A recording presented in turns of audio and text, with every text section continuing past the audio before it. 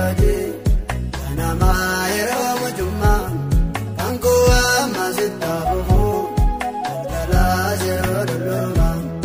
yero nati bayadante debe na bera angedi bangango gade bera na bera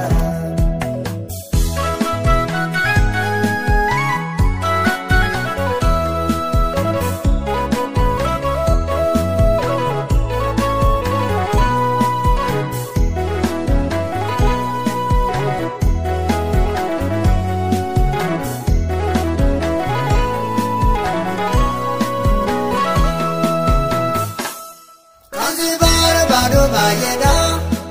awan sirar gaitu, kambigu nama lelura, anoche dunyada madu,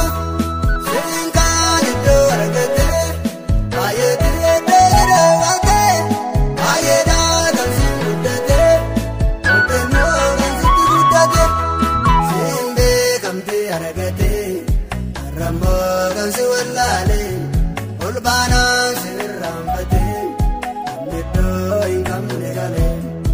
Anavar ke tanjibe, umriko akasinto, udade sedar kadule, bajuni malenantau. Ormaratu lale tanjibe, dalkabani garati ratu, eroda mulatane, ajage gamri jabapatu, angeni nanta sisini, eroda namazi gadu.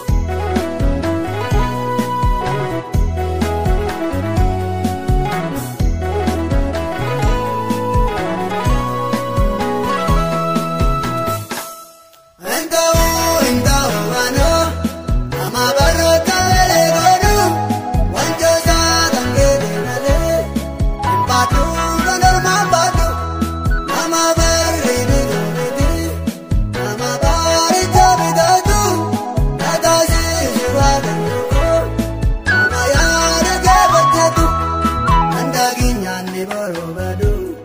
Makanatin ta'i garangu Sirviddo laate jirachu Kanane butti lubungo Harajirra dabarte sana Mandema bana deetu Jirate darbuna waya Jiko jisiga bayetu Ormarrattu laale tanjibbe Jalqabani garati retu Yeroodaamu mul'atani Tajaajilam ringa baabatu Maangenni nan taasisini Yeroodhaam nama jigaatu Dangaruu isee hojige Yeroo haalli naa mijatu Situ naan jalqabe hojii Kanamaa yeroo mujummaa Kankuu amma sitta fufu Galgalaas yeroo dulluma Yeroo naatti fayyadamte Deebiin na bira